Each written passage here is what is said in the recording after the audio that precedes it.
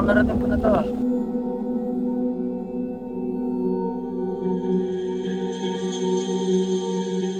Eddie, patawarin mo ako.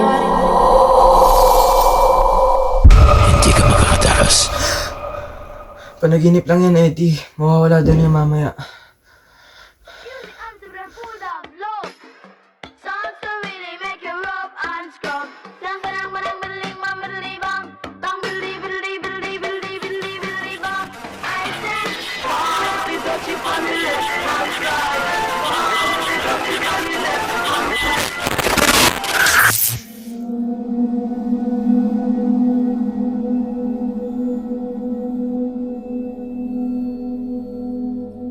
Eddie, patawarin mo ako.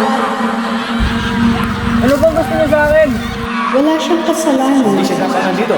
Ginawa niya pa rin yun. Hinayaan niyo lang mangyari. Napakasayang na anak niya. Ah! Ah! Eddie, niligtas kita! Bakit ako nandito? Ano kailangan mo sa akin? Sino ka ba?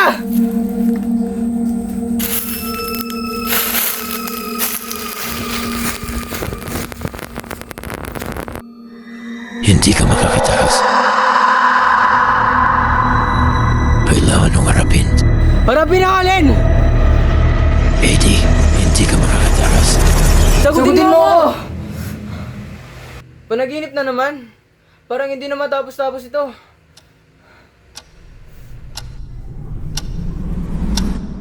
Kaya matutulog, Eddie. Kaya matutulog.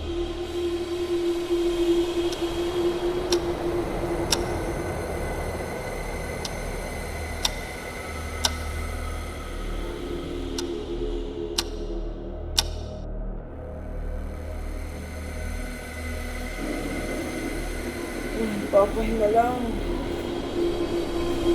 Saglit lang. Saglit lang ito. Nakatulog ako.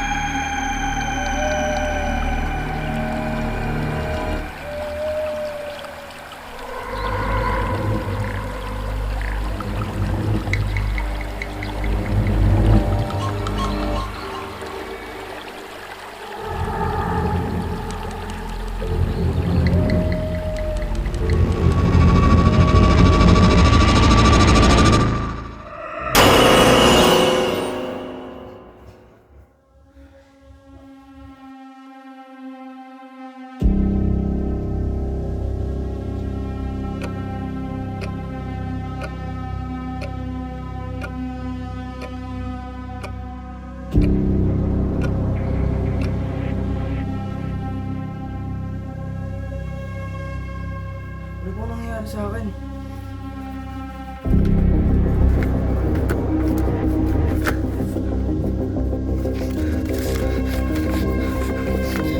Hindi! Hindi! Ah!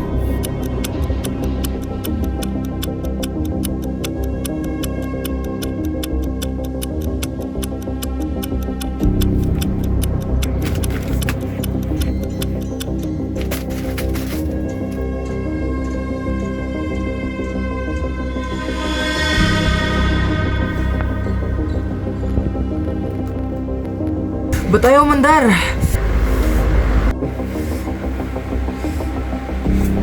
Ba't ayaw din to? Ayaw! Ba't ayaw? Bakit ayaw ko kumandar ang mga gamit? Sana uli na to?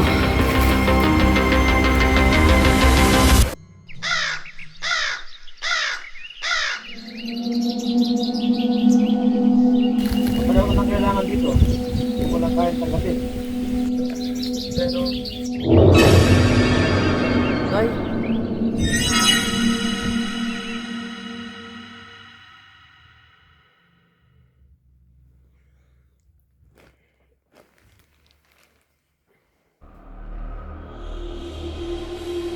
Buti saglit lang natapos yun.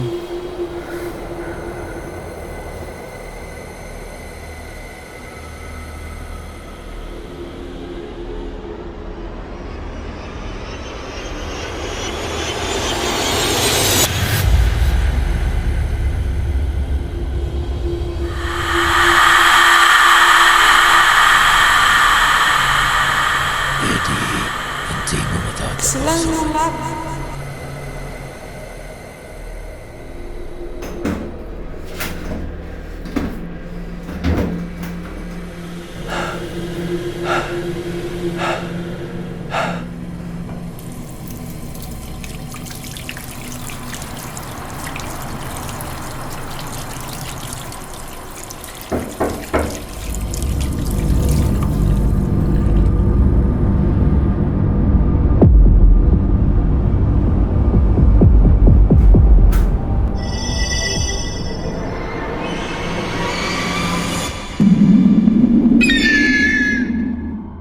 Nay?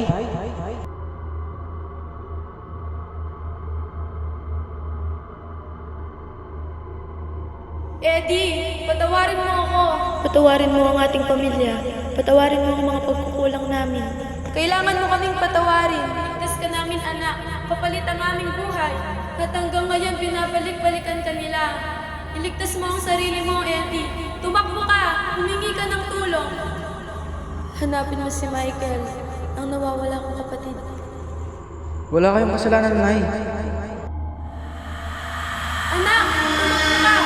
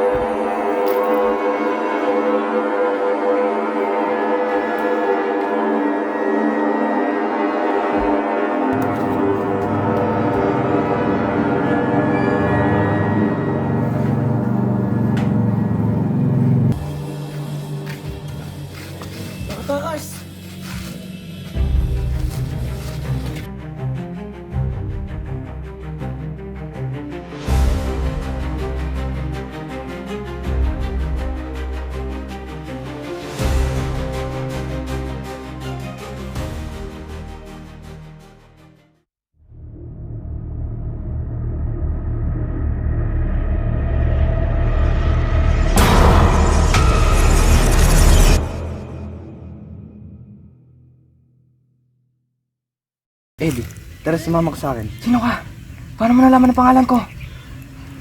Anong kailangan mo sa akin? Bitawan mo ako! Ako si Michael. Nais kitang tulungan.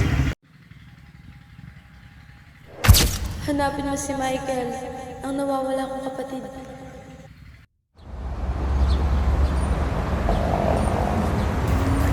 Saan mo ba ako dadalhin? Ayan na, malapit na. Paano ako makakasiguro kung ikaw si Michael? Ako ay anak ni Federico at Severina. Kapatid ko ang iyong ina. Itinago ako ni Itay sa liblib na gubat upang iligtas sa kasamaan ni Severina. Si Apo? Oo, si Severina. Siya ay leader ng kultong himlag dito sa bayan. Sinesamba nila si Paimon, isang itim na demonyo, at kasama nila yung nakaitim kanina. Si Itay ay kinuha ng mga kampo ng Severina. Nawala siya at hindi na nakita. May mga bali-balitang namatay na si Itay, ngunit umaasa ako na babalikan niya pa ako. Matagal ako nagtago, nagpakalayo at ngayon nais kitang tulungan. Bakit ba kasi hinahabol ako ng mga nakitim na yun? Ano bang gusto nila? Kailangan ka nila. Sa pamilya natin nagsimula ang kulto. Nagmula ito sa tatay ng lola ng ina ni Severina. Kailangan nilang mag-alay ng isang anak na lalaki upang mapanatili ang katawan ni Paimon. Pinaniniwalaan nilang siya ang magliligtas sa kanila. Kaya ba napapanaginipan ko yung mga itim na sinasabi mo? Pero bakit sa gubat? Eh hindi naman ako pumupunta doon. Sinumpa ka ni Severina, kinulong ka niya sa gubat na yon. Doon, lilipat ang kaluluwa ni Paimon sa panaginip mo. Paano ko tataka sa panaginip na yun? Kailangan mo matulog ng alas 5 ng umaga sa ika-13 ng Enero at kailangan mong gumising ng saktong alas 6 ng hapon. Kailangan mong makalabas sa gubat na yon sa loob ng 13 oras. At kung hindi, tuloy na lilipat sa iyo ang katawan ni Paimon at muling babalik ang sigla ng himlag. Paano? Paano kung di ko magawa? Tunog ang susi. Hanggat hindi tumitigil ang tunog, makakalabas ka. Kaya mo yan. Kung ikaw ang tinakda, ikaw ang tatapos. Baka mamatay ako!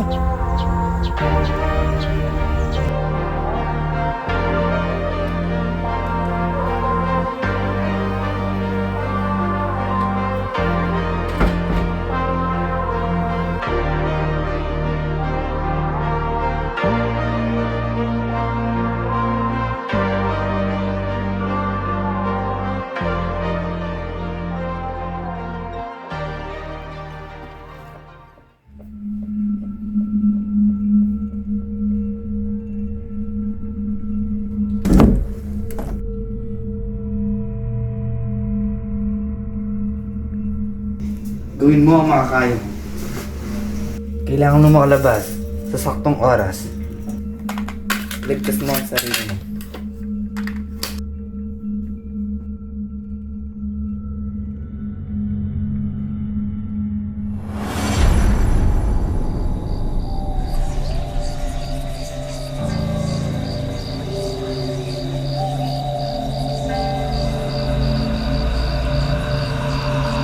Himlag!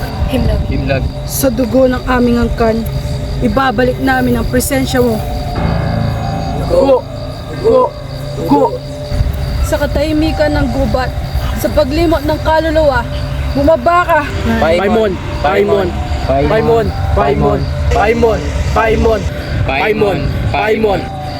Kunin mo ang laman. Iwan mo ang katawan. Sa kanya ka manirahan. Manip ka! Manip ka! Manip ka! Manip ka! Manip ka! Manip ka! Manip ka! Manip ka! Manip ka! Manip ka! Sumanib ka! Sumanib ka!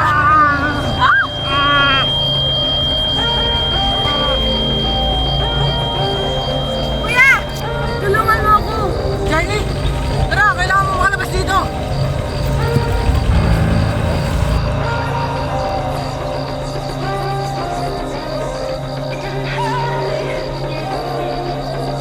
Charlie, tumayo ka! Malapit na siya!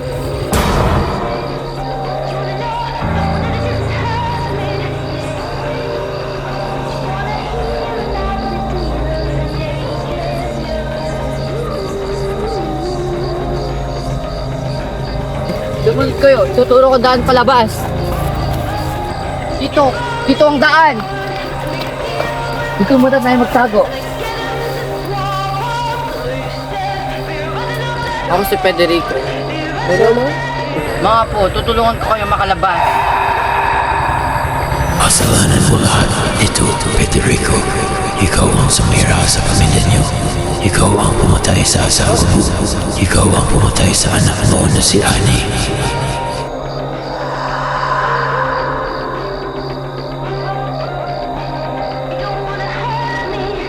Dok, ano nangyayari?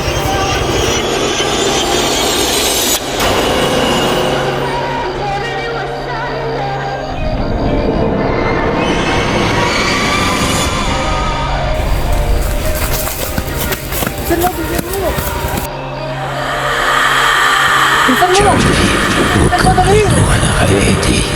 Iiwan ka rin niya. Gagamitin ka lang niya para makalabas dito. Mamamatay tayo lahat. Siya. Ano kaya?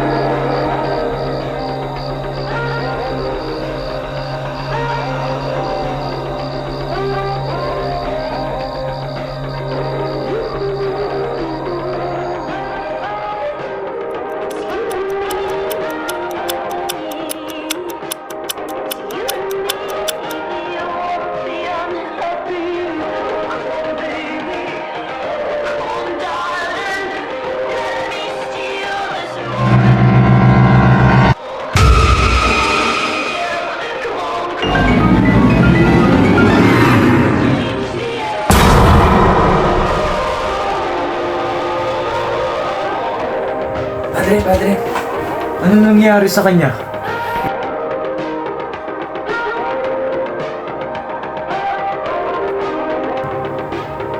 Padre, hindi niya nagawa. Hindi siya nakalabas.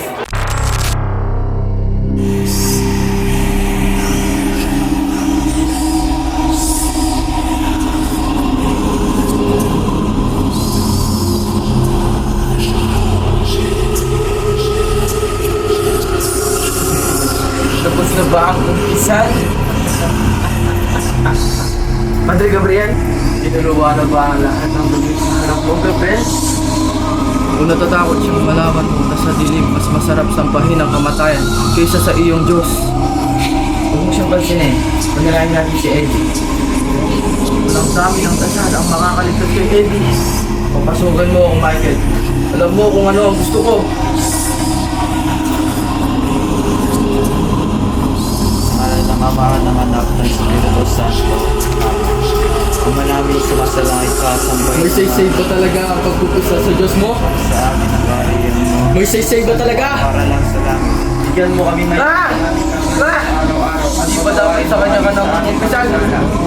Papatawan namin sa mga nagkasala sa amin. At huwag mo kami ipaitulad sa luso at dyan mo kami sa lahat ng masama. Amen. Wala ka dyan. May nasyon lang kita. Kasalanan mo ang lahat, Padre. Wala ka dyan. Nasa isip lang kita. Ito ang krus ng Panginoon. Pakawalan mo ang batang ito at lumayas ka sa liwanag ng Diyos. Masdan mo ang bagsik na may kapal. Hindi! Lumayas kayo! Lumayas kayo sa bahay ko! Ito ang tanghalan ng Diyos. Wala na ang pamangkin mo! Ang kaluluwa niya ay bulok na! Yaman mo Nagduro ang siya sa ngalan impyerno! ng Paimon. Ka sa makapangyarihang Diyos. Hindi!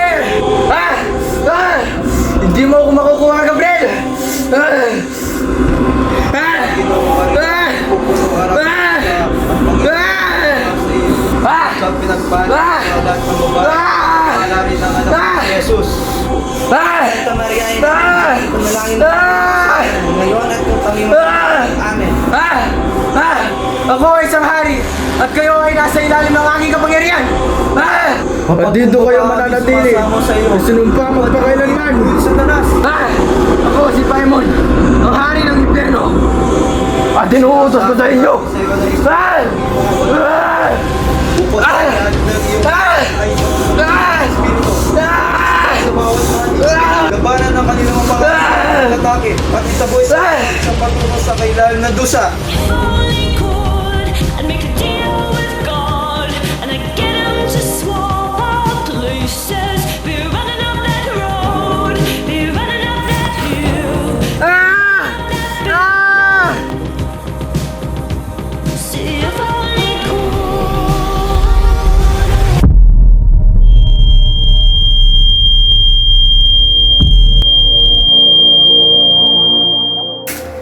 Eddie, nagawa mo.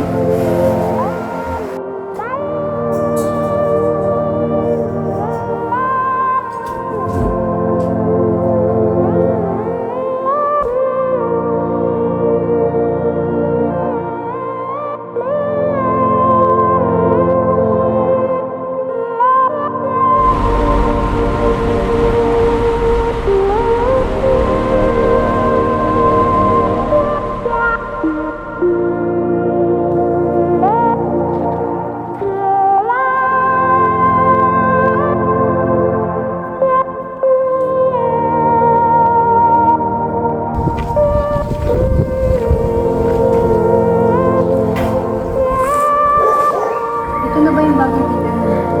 Dito natin sisimulan